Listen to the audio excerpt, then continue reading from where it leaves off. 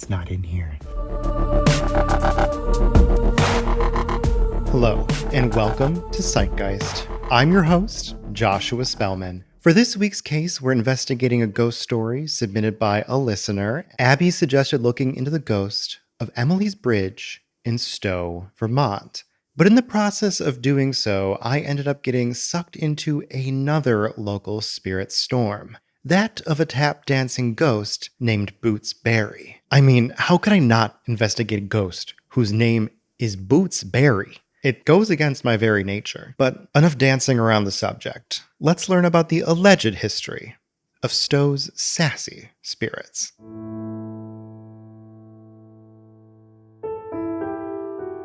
Stowe is a small town nestled in Vermont's Green Mountains, just a stone's throw from Montpelier and the ghost of Anna Wheeler. Despite Stowe's small size, it has earned a ghostly reputation, helped in no small part by the steady stream of travelers, leaf peepers, and avid skiers who've been drawn to the area for over 2 centuries. On the drive into Stowe, you may find yourself crossing over Brook Bridge, one of New England's many historic covered bridges. And you may think nothing of it, if you're lucky. To most, this crossing is nothing but a quaint covered bridge full of historic East Coast charm. But to those less fortunate, it can end as quite a harrowing experience. The ghost of Emily haunts the bridge, which is known colloquially as Emily's Bridge, due to her looming presence. In life, Emily was a young girl who was madly in love. She made plans with her lover to elope, and they were to meet at Brook Bridge under the cover of night. However, when her lover didn't show, Emily was filled with a flurry of emotions: embarrassment, anger, distress, and in her clouded mental state, she hung herself from the bridge's rafters.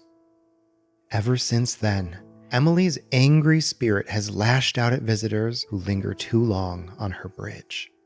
Hats have been yanked off on windless days. The air on the bridge becomes cold as ice on hot summer days, and cars have seen handprints appear on their windshields.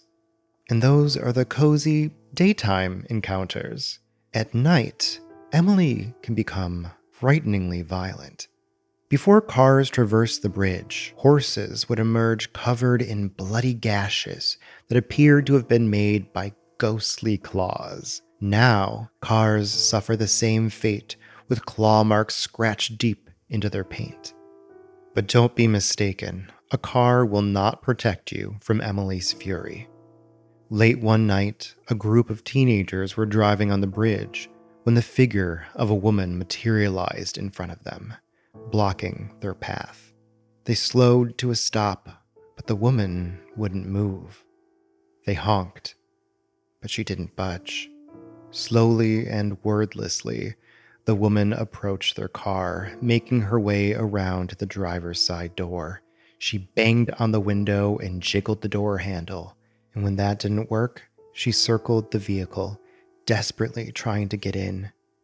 After a few minutes without success, she simply evaporated like mist. So, if you're headed to Stowe, perhaps it's best to traverse Emily's Bridge in the light of day.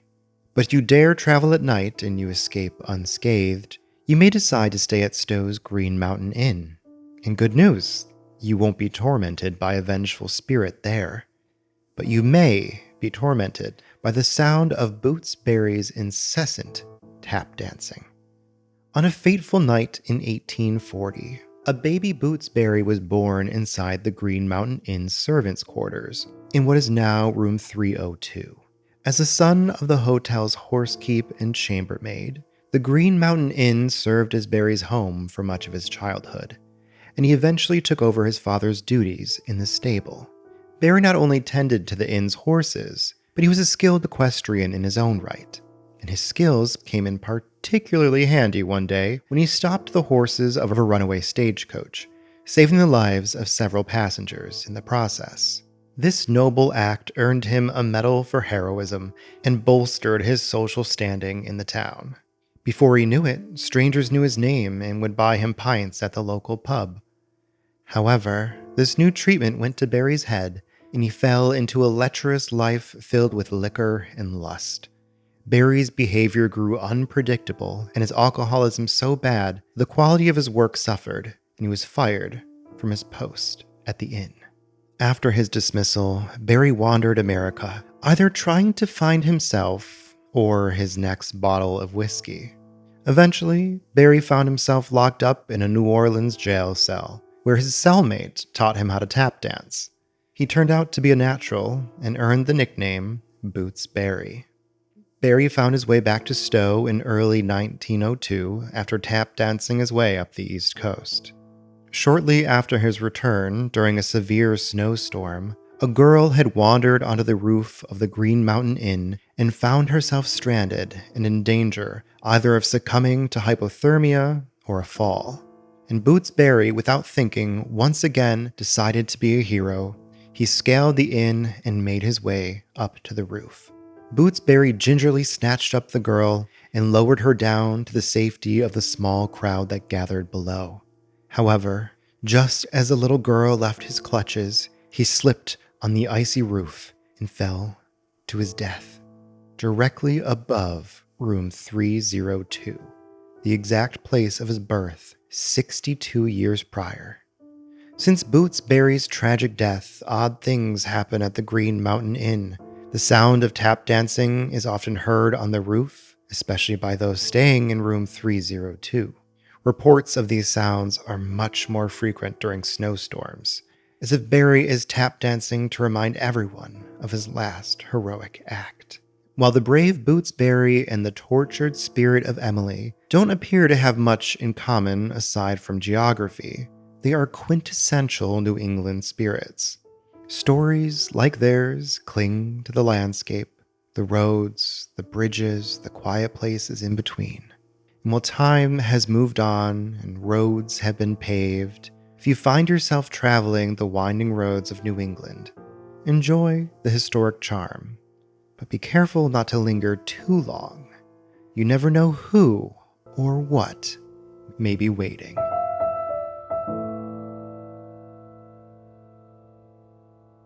I know, it probably feels so weird to be back in Vermont so soon after Annie Wheeler and Mildred Brewster, and just up the street, no less. But hey, it's New England. I feel like if we're talking ghosts, we're going to be spending a lot of time up here, so you better get used to it. But enough chit-chat. Let's start with our girl Emily. I was a little skeptical of this story from the start. For one, locals hate her. They cannot stand the people that come up to Emily's bridge hunting for ghosts and holding up traffic. Though, like with leaf peepers, it's kind of a double-edged sword. Emily does bring in revenue. Her name is brandished on souvenirs in gift shops, and there's even a bed and breakfast right down the road called Emily's Bed and Breakfast. Secondly, I was suspicious because Emily lives up to the Lover's Lane archetype, which, quite honestly, doesn't bode well for her legitimacy, but neither does the abysmal date range set sometime between 1849 and 1949, and nor does the 6 different versions of her story. There's honestly more than that, but these are the general gist and the most common. Emily was trampled to death by horses on the bridge on her wedding day. Emily was riding her horse on the way to her wedding and was flung off its back and onto the rocks below.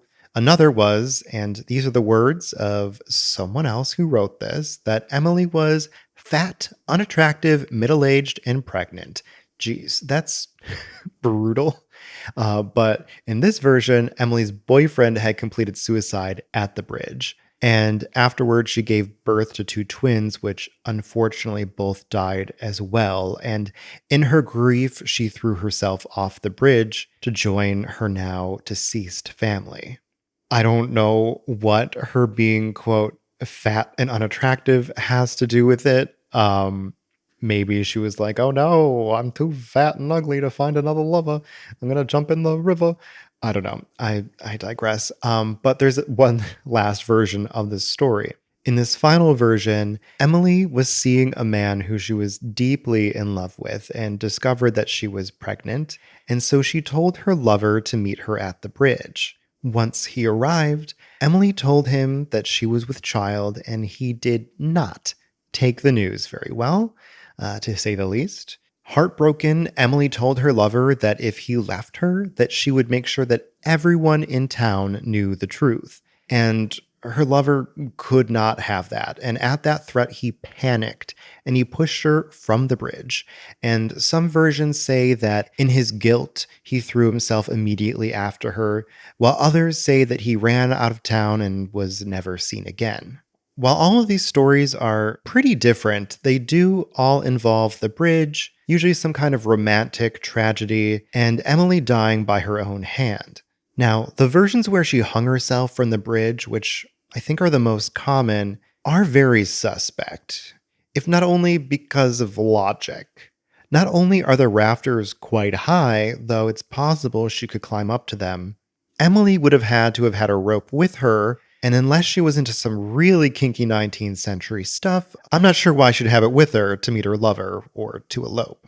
Now, these logical inconsistencies aside, do any of these stories have a kernel of truth to them? I found entries on Emily's Bridge in books on New England folklore, but this didn't give me any clues or sources. And one of them even outright stated that they believed it was made up, which can tend to be uncommon for books like those. But when did this story get made up? That folklorist wasn't sure. However, a comment on a Reddit post was. A comment on a thread about Emily's Bridge mentioned that a professor had made up the story in the 1970s to scare the local children, but they also had no source to back up this claim.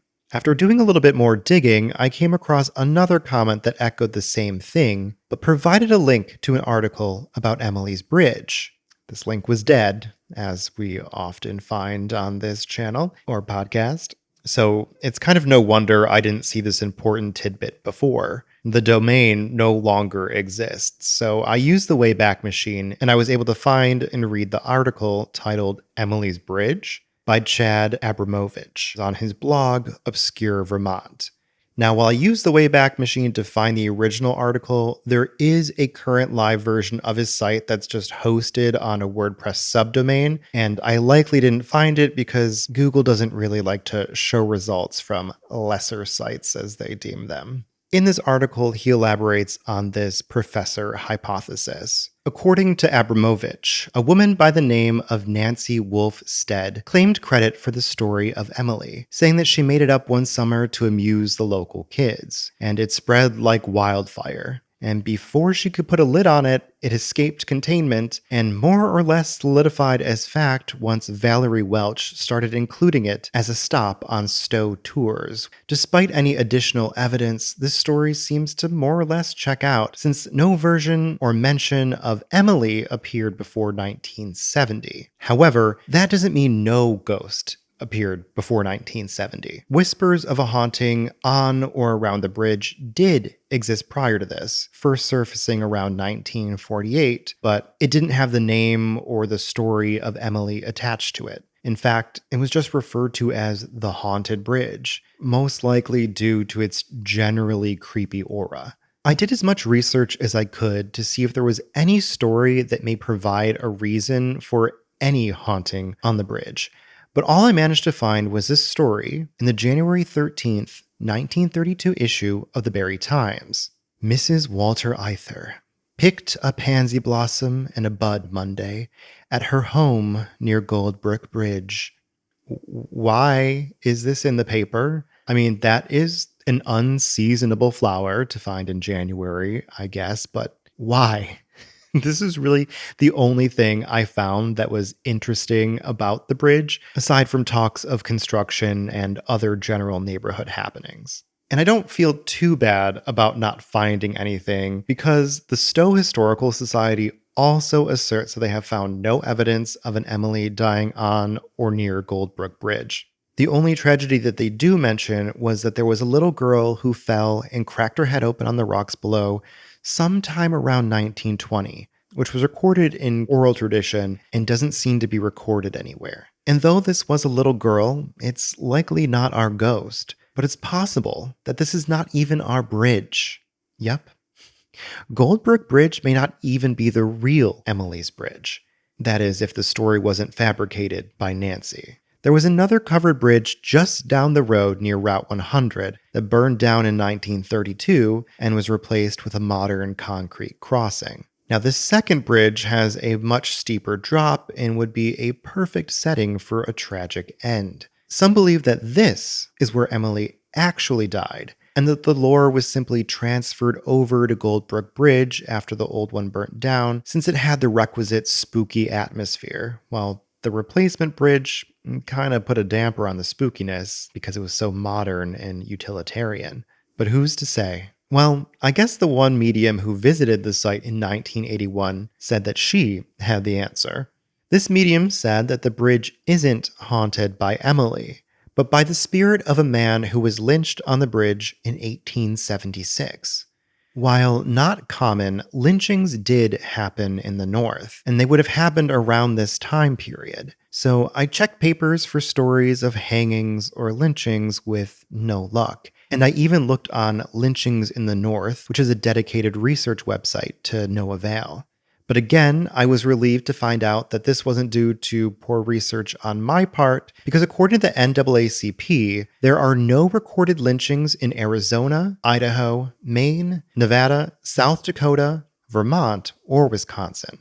Now, that doesn't mean that they happened, but there is no written record of them ever happening. So personally, I think that the legend of Emily's Bridge is a perfect case of a ghost story forming around a location. Brook Bridge is no doubt spooky, old, and it feels like it should have a ghost story.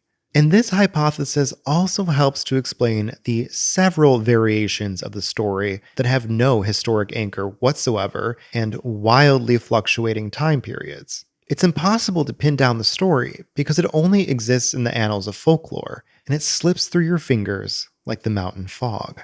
But unlike Emily's Bridge, the ghost of Boots Barry has many historic anchors to hold on to. His story provides a date and a place of birth, an occupation, life events, as well as a date and a heroic cause of death.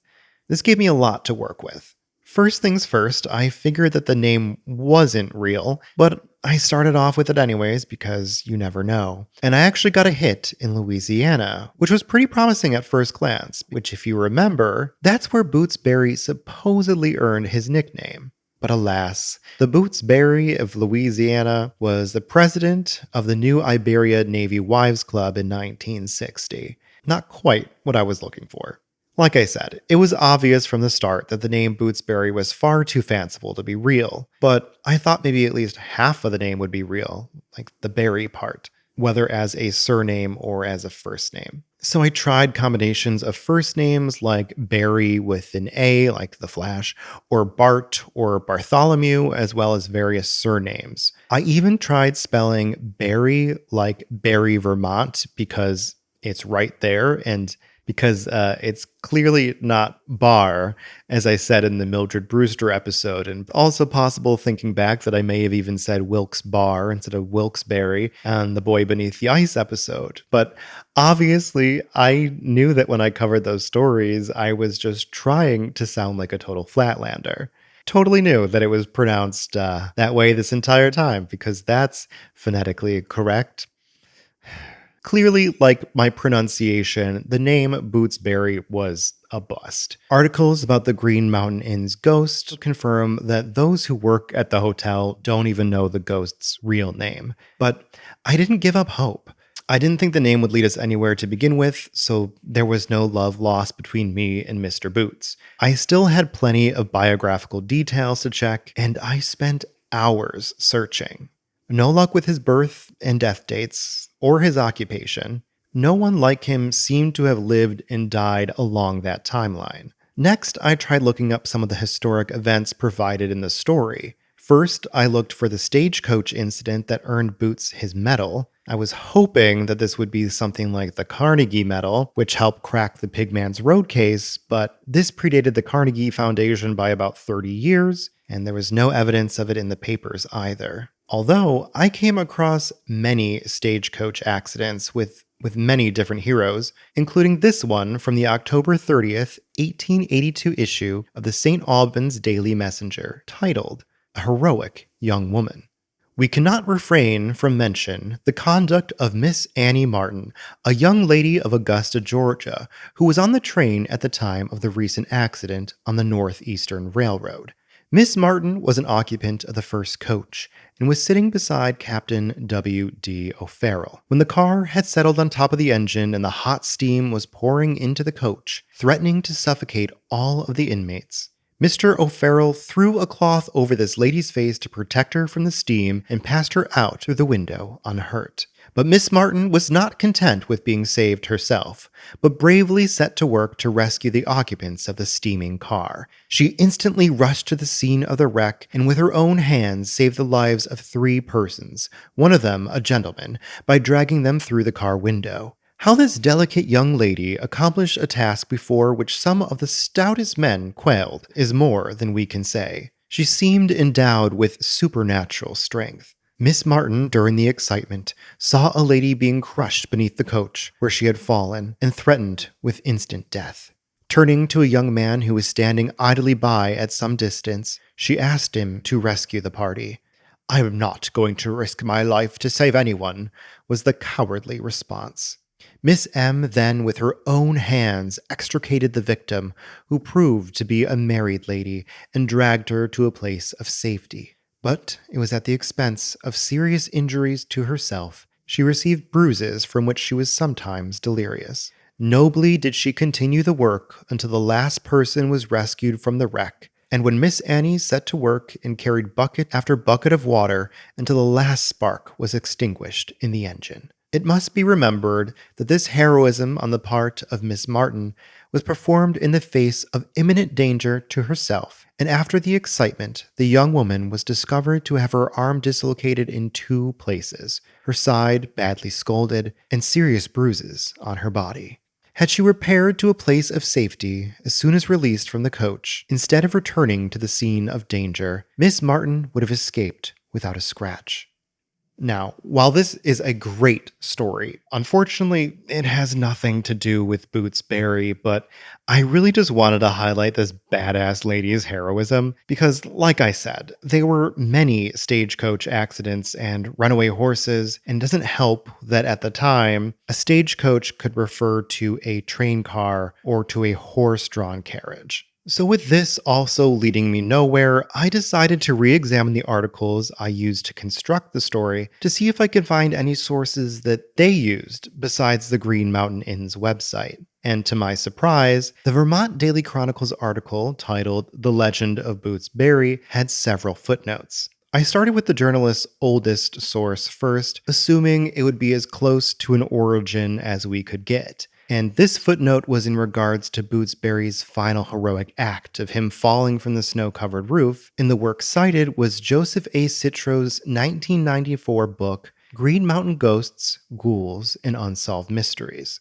So I bought the ebook. The article's footnote said the story was on pages 42 and 43, and I went to those pages and found nothing, not even close. At first, I figured maybe this was an issue with the ebook format, so I searched the entire book. I used every keyword I could think of, the table of contents, the index, but there was no mention anywhere of the Green Mountain Inn, Boots Barry, tap dancing, or anything else even resembling this story.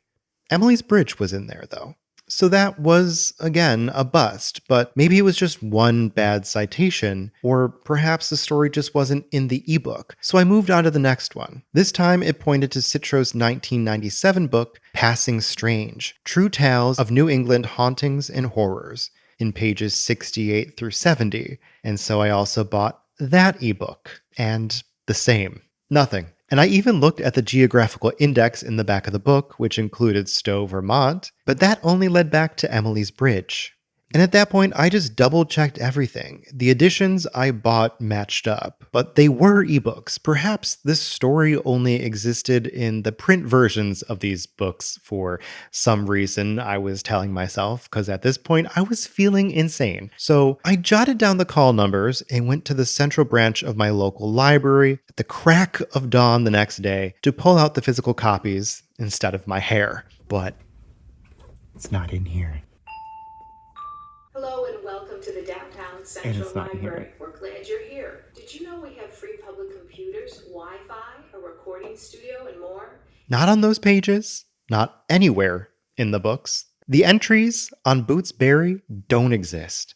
So, what does that mean? Either the story of Bootsberry and only Bootsberry was scrubbed from these books, this journalist had some rare advance copy, or these citations are wrong at best or completely fabricated at worst. Either way, I was left with nothing. And so you're left with nothing. The only other sources are a back issue of Yankee Magazine, which isn't available online, and a podcast, which once again repeats the same beats. And with this, I had to concede defeat. Whoever made this story up did a very good job of making up a fictional life with just enough details and dates to sound real. Or maybe this person's life never made it into any newspaper. But for a town who reported on a woman who picked a pansy on her front lawn, I find it hard to believe that none of the events in Bootsberry's life are in the papers. And to be honest, I feel like I'm kind of letting you down with this episode. But at the same time, that's kind of the reality of historic research, and especially a podcast like this one. After putting hours of research into something, sometimes it just ends up being a total nothing burger. This wasn't even the planned topic for this week, if I'm being honest. I spent a couple days on the original one, and I turned up even less. At the end of the day, I have to deliver something, and I can't keep scrapping episodes when I don't find anything, which happens more than you would think. And quite honestly, I was ready to scrap this one too, because when Emily's Bridge didn't give me much to go on, and then I invested hours upon hours in Bootsberry with nothing to show for it. But at least in this case, I could combine Bootsberry and Emily and kind of theme the episode around the town. Long story short, what I'm trying to say is for every citation that's in the sources and bibliography, there were dozens that led nowhere. And I feel like that's partially why I try and share my research rabbit holes and walk you through my red string on the wall moments. I want to take you on the research journey with me and kind of just show that research isn't easy. It sure isn't linear, and it sure takes a lot longer than the click of a button or crafting a chat GPT prompt. And dear God, I know I've said it on this podcast time and again, but please do not use that hallucinating clanker for your historic research. You'll end up looking like Booba the Fool.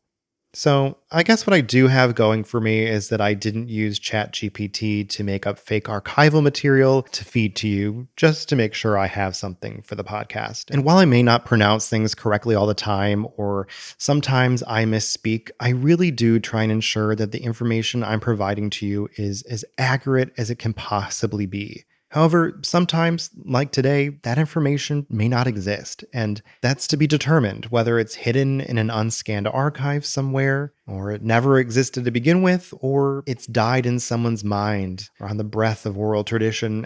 It's honestly hard to say with this one. But despite coming up with Butt Kiss, I hope you enjoyed this romp regardless. And if you did, please make sure you're subscribed to the podcast on your platform of choice. Make sure that you leave a review or hit the thumbs up or the star button. Again, any little bit helps, and I hate to sound like a broken record, but please tell your friends about the podcast or share a screenshot of the podcast on your Instagram story and tag me at CitegeistPod so your friends can join our growing group of bibliographers. And if you have a story or location of your own, like Abby did, that you want me to cover, send it in. I'll do it. That's why I'm here. But until next time, always double check your pronunciation of place names, especially if they're in New England. Don't wear tap shoes on icy roofs. And I'll see you in the stacks.